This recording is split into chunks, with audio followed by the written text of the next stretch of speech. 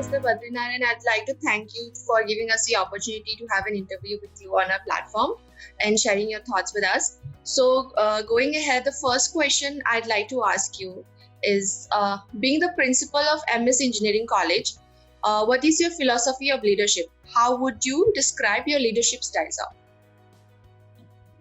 Yeah.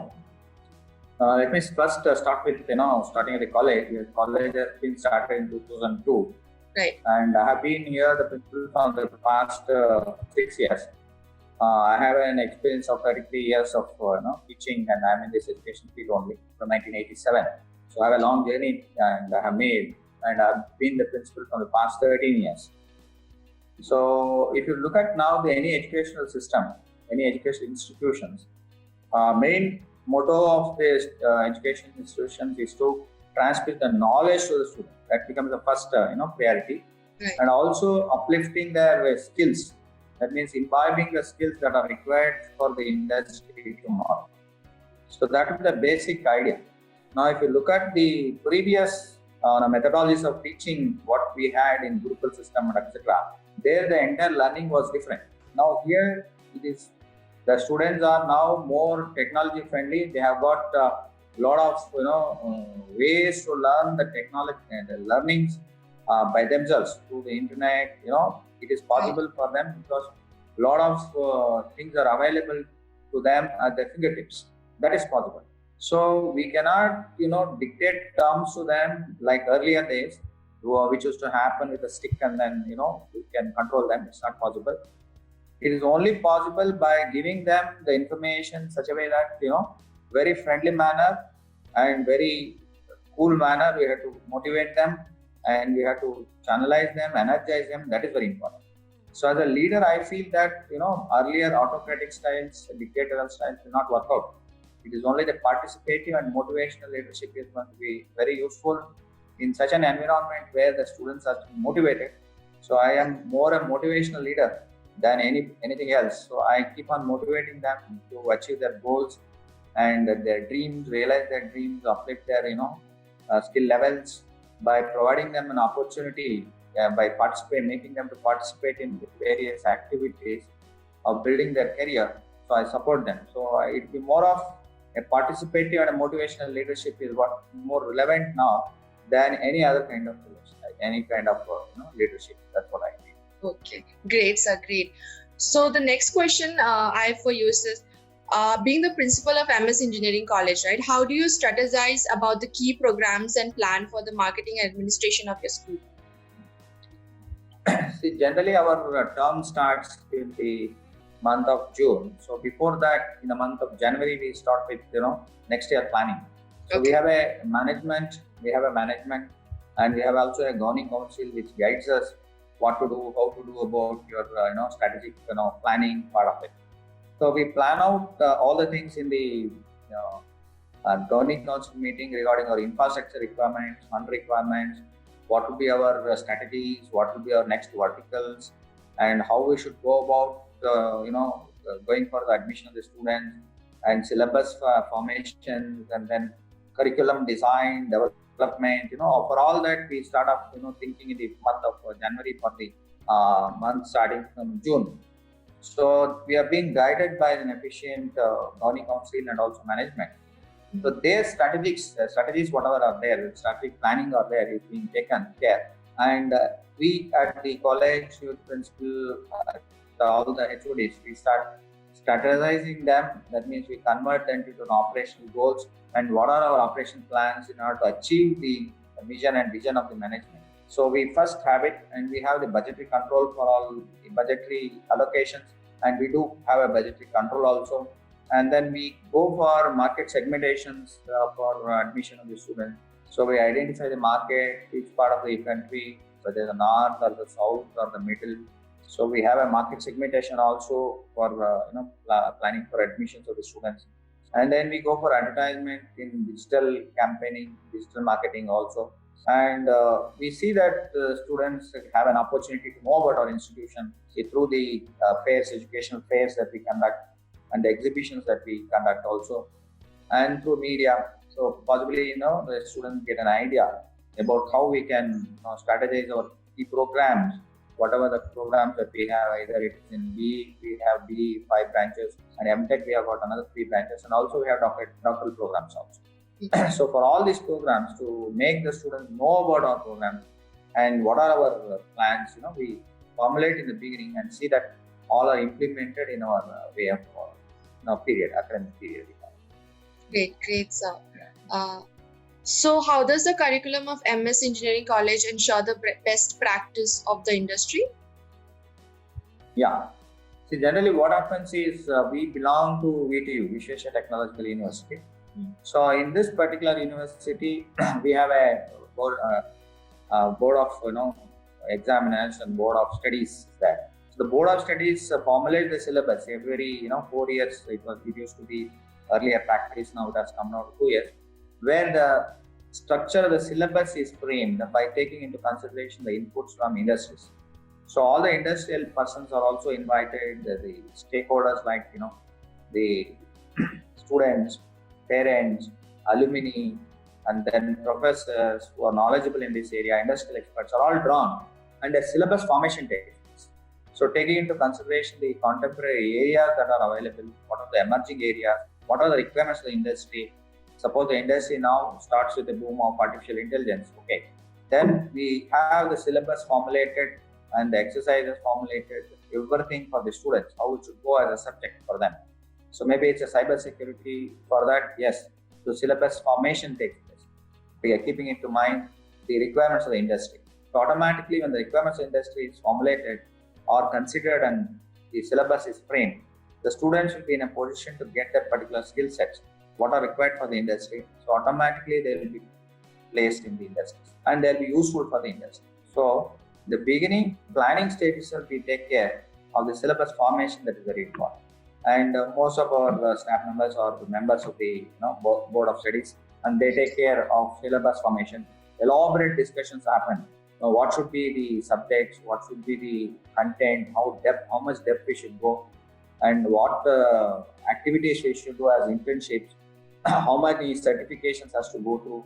All those processes, we build a curriculum in such a way that it is more beneficial for the student, so that it is industry friendly tomorrow. It should not be a subject where we are teaching but the industry is not ready to accept it. Then it becomes a waste. So we see that what are the industry requirements are there and we give it. And we also have the provisions of conducting internship as far as the AICT is concerned. The AICT tells it's compulsory to have the internship for the students. So automatically the students have to visit the industry. They should work in the industry, take up certain courses for internship, and automatically an industrial environment is made known to them. So they become aware of the practices in the industry, what will happen in the industry. So all that happens to them in the 6th semester. The 8th semester again they'll do a project work which throws them to challenging the problems, identifying what are the problems in the industry and getting into the problem, solving the problem. Maybe it's a civil engineering or a mechanical engineering or an electronics engineering. So the problems of the industry are taken and it's solved. So automatically, it is not only the syllabus what they are learning, but also implementing in the areas, key areas. It's going to help them to mold their career. So that's what happens to the strategizing the syllabus point of view and making them to learn more about this. Yeah, that's how it carries. Okay, that's amazing, sir. So, any insights into how your college could be more welcoming to students of different races or economic backgrounds? Yeah. In fact, our system is exposed to now all the meritorious students and also the reservation-based students. If you look at our system, where we have got, basically reservation systems are there for different categories, different races, and different background economic concepts also. For the economic background, we have an SNP quota, that is supernumerary quota. The government gives 5% of seats over and above the normal admissions. So for which the students who are having a income level of less than 2 lakhs or 4 lakhs at the levels and up to 6 lakhs, they are given free seats. Almost it's free seats. They have to pay around just 4,000, 5,000 fees. So they are given an opportunity to pursue their careers. Not just because of their economic background, they are not in a position to do it. So they are given a preference when they get good marks based on the percentage of marks they score. they'll get an allotment in very good colleges also. That is possible. So SNT quota, takes care of the students with the economical background. Whoever is poor, they'll be allowed to have their vision of becoming an engineer. So that is possible. And different races, different caste, etc. We have a caste based. We have a reservation system which automatically takes care of the reservation, and that's not at all a problem. So automatically, the government restrictions there, like 45% for the CET, and another 30% for COMEDK, and another 25% for management seats. Automatically takes care of the entire sector of the student. So depending upon their requirements and also based on the caste, it's just taken care of. So it's automatically built into the system. So we don't play a very major role there. It's a government mandate that we have to follow, and we just follow it. So that way, it automatically takes care of that, economical background of the races. Okay. Yeah. Okay, sir. So what do you think your roles and responsibilities are towards the college and the students? Yeah. See, if you see as a principal, my main aim is to see that the vision and the mission of the college is going to be achieved. Mm-hmm. So mainly the college sets up its vision and mission. We have a vision and we have our own mission. And we have the plans, long-term plans, short-term plans, all that, quality policies. Everything is, made by the management. And that has to be realized in the industry, that in the education sector. That's very most important. So first, I'll be responsible for turning the management's vision and mission into reality. So whatever they fix it, now we have a vision like we have to become an excellence in education, right? So in education, I have to be an excellent, achieving excellence. So for that, what are the strategies that I have to follow? So automatically, I'll be concentrating on that. So my management's vision is going to be achieved. So that will be my priority first time. Now, if you look at the students, students when they come to any college, their main aim is to see that they become skillful. They become skilled and they get a good degree. So my job will be to ensure that the students have that particular environment where they get a good education in terms of the knowledge, in terms of the skills they are going to develop, in terms of the practical experiences they get, in terms of the experiential learning they make, in terms of long-term learning what they are going to make. Now all that overall personality development of the student also should be ensured. So that becomes my priority and that becomes my target. To provide them a safety environment, a learning environment for the students is also one of my priorities. Automatically, the staff members who are there, who are going to be, channelizing their knowledge to the students, they should also be taken care for the career development programs. So I will be also motivated to, channelize their energies towards learning. Maybe an MTech, MTech should be made to go for registering for PhD. A PhD must be made for registering for postdoctoral, and then go for more number of publications, more number of funding opportunities. We have to create an opportunities for them. So that becomes another priority, right? So similarly, maintaining the mandatory requirements. There are several mandatory requirements also. That Board of Accreditation, meeting the accreditation norms of the NAAC, and also AICT requirements and VTU requirements, so mandatory requirements. So all those also becomes my roles and responsibilities. Maintain the standards that are very much essential inside the industry, inside the education institution, which is going to create place for MS Engineering College in the educational sector. So basically, all this will be my roles and responsibilities. It's great to know that. Another thing we'd like to know is that what do you think should be the college's top priority over the next 10 years? Basically, when you look at now the strategic plans that we have is to establish several centers of excellence in the institution. So one part is the basic education. The students get BA degree, and then after that BA degree they just pass out with a good percentage and then go out of the institution. That commonly happens with the examination and their degree and their placement, etc. It will happen. That's going to be an normal affair. What will happen inside an industry. Now, what I also look at is that we should have a consolidated system, consolidated centers of excellence in the institution. So which also gives the student, yes, there is much more. than just passing a degree and passing the examination, right? So there are centers of excellence that are required. So if you look at in our institution, we have got centers of excellence in different areas. For example, we have got a CCNA certification center, which trains the students on CCNA certification on computer networking. So automatically the students get an opportunity to go through that particular certification process. So we have a center of excellence for that. Then we have a center of excellence for robotic process automation, again given by the Blue Prism company. So again, this Blue Prism certifications help them to get more advanced learning, advanced training on robotic process automation. So that happens. And more of Bombay spoken tutorials class, we have a center of excellence. So through which the students can go through several certification programs. And we have also a foundation course run by the Infosys. So that is a center of excellence. So which is going to give them opportunity for the students to get two certifications from the Infosys. So that is possible. Like this, in each of the branches, in electronics, we have a center for underwater communication, center of excellence given by the VGST. VGST has given us a grant of 60 lakhs in that. Then we have a excellence in education program, one program. Again, we have a funding there.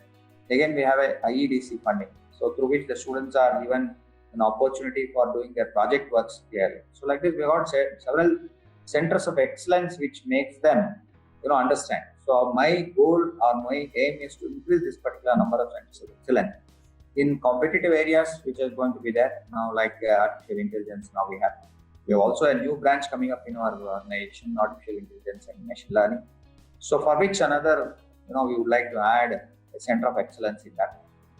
Like creating more number of centers of excellence where the students can do a lot of research activities, they can take up projects and give some societal benefits to the society through their projects. So the projects, when they do develop, and it's going to be very useful for the society, that's very important. So society-centered basic programs or projects which are going to be the main focus of the students in the coming years. So that will be one of the things. And also putting more efforts on the R&D, which is very, very essential for any country to progress, and also for the institutions to progress. So it is how to develop this particular R&D activities and how to go for more patents in this area. We have more than 40 patents filed in our college. So that patents, again, it's a continuous journey. Every time the student projects also are going to be converted into patents. How fast the patents can be realized and can be, made useful for the students as well as for the society is also very important. So we focus on that particular development, in the coming next 10 years, and with a lot of collaborations, with a lot of MOUs with the industry, and more of student-centric programs, more of society-centric programs, outreach programs we would like to take in our institution, which is going to provide a more visibility of the MS engineering also. Okay, that's great to know, sir. The next question for you is when you first came to MSCC, right? What was your vision for the college? Has it evolved over time, and how far along in implementing that vision for you? Yeah. So as I told you, we had, I had a long career. In fact, I am an educationalist from the day when I joined, right? From 1987, I am in this particular profession after completing my tech.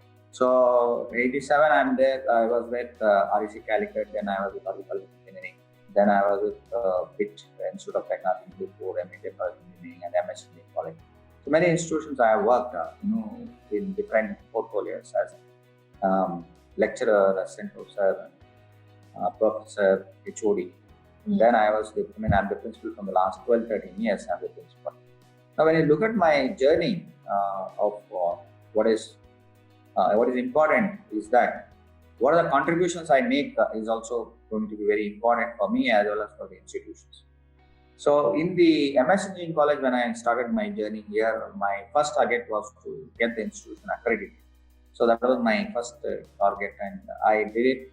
And we are able to get NAAC accreditation with B++ grade with CGPA of 2.86. So I was able to successfully get this particular accreditation done for the institution, and that was a laudable performance, what I could say, for the MS Engineering College. And also we had very good industry institute relationships, and we had a lot of R&D programs being initiated in the college through the magnanimous support of our management.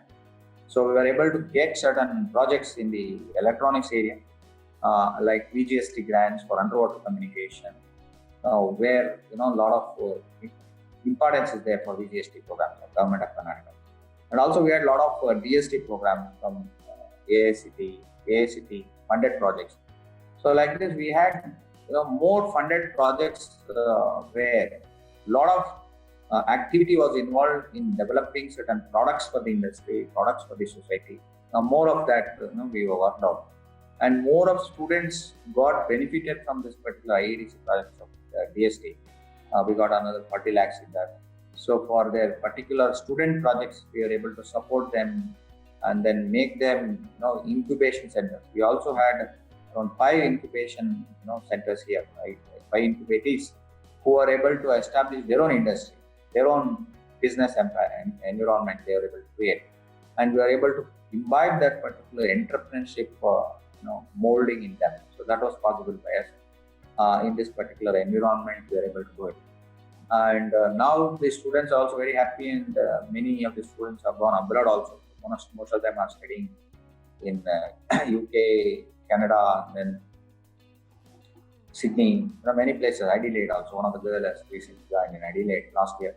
So like that, many people are also going abroad, and it gives us very much satisfaction when the students go abroad and then continue their studies also. So that way I could see that yes, whatever the vision I had for the institution, I'm in a position to get that. Now, there are much more to achieve also in the future. Also, we have a lot of achievements to be made, and we are always going for achieving that slowly and steadily. Slow and steady wins the race. So I'm just also looking at what are my next potential areas, and in which way we can help the students, the parents, the institution, the management. So we're taking the necessary steps. I'm taking the necessary steps in that direction to see that the MS Engineering College is seen, that is in the entire academic front. Yeah. So what do you see as MS Engineering College's greatest strengths? If you say what the MS Engineering College strength, I could say it's the management, right? Mm-hmm. The first thing I would like to say and compliment the management, because we have a great leader, our President Sir, Munswami Raju sir, who is a philanthropist, who is an educationalist from the last 40 years. He's led in this particular education field, in which he manages. Actually, he's a member,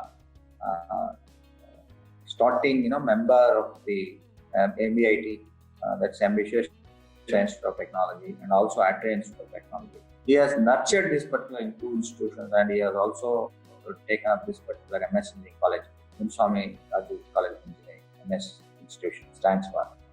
And he has also got a school also, the Tirumala School. So the basic idea of him is to provide the education to larger masses, like taking the higher education to the larger masses and providing them an opportunity so that the country is going to be benefited.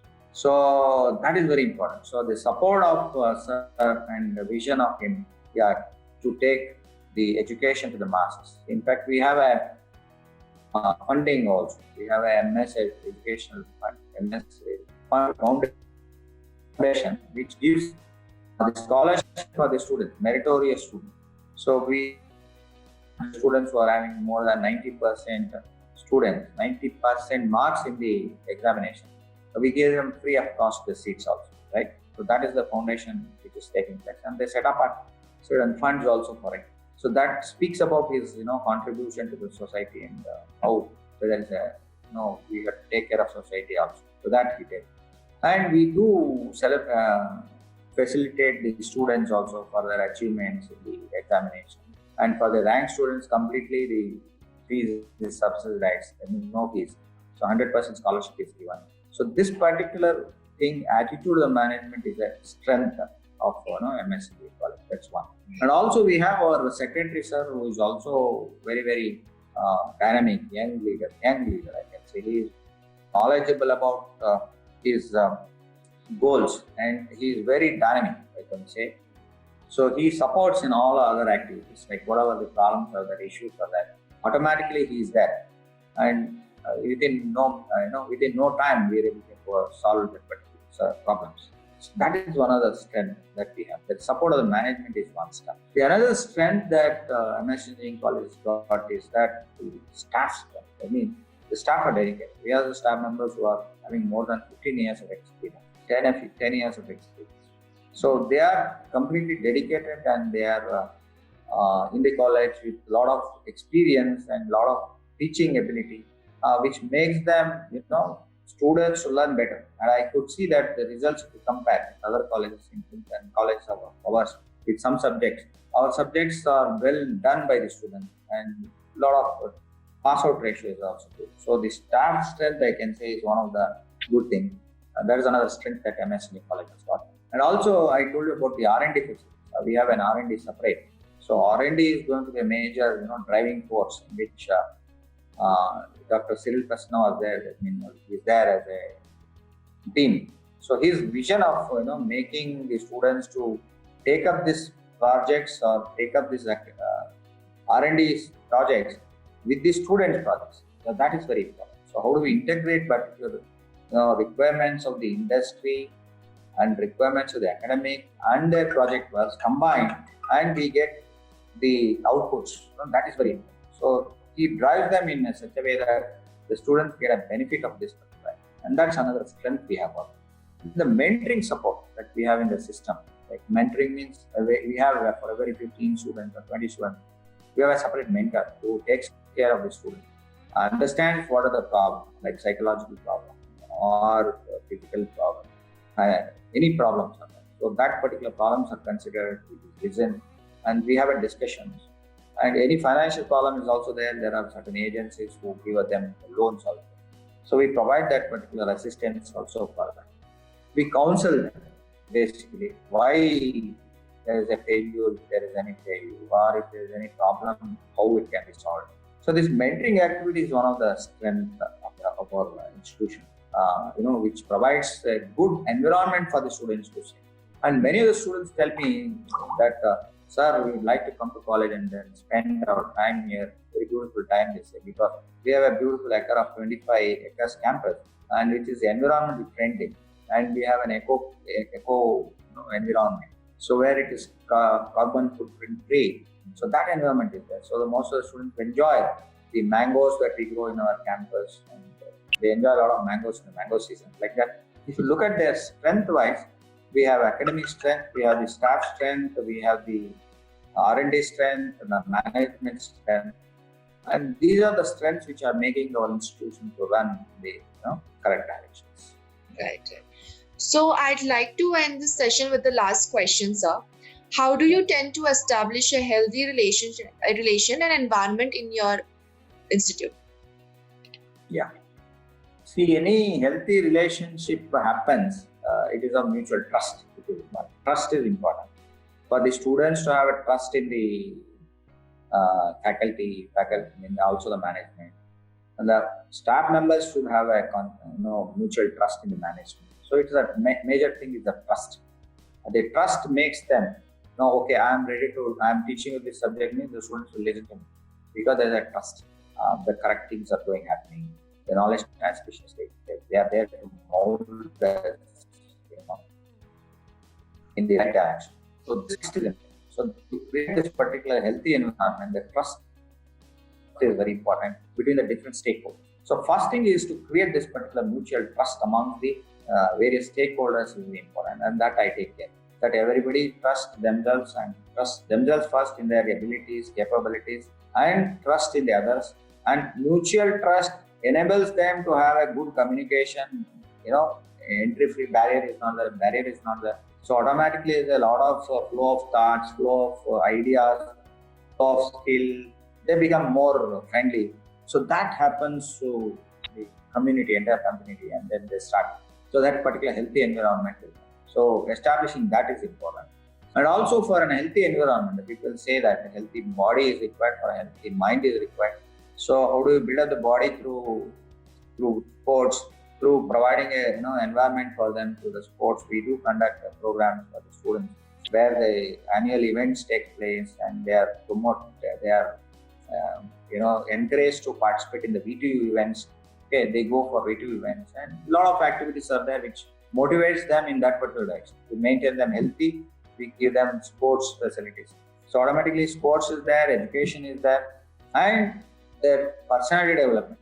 We have a training and placement cell which takes care of the training activities. So training activities and then putting them to various internship programs and finally interviews. So almost all the students who are above 60%, that means those who are eligible are all placed in our college.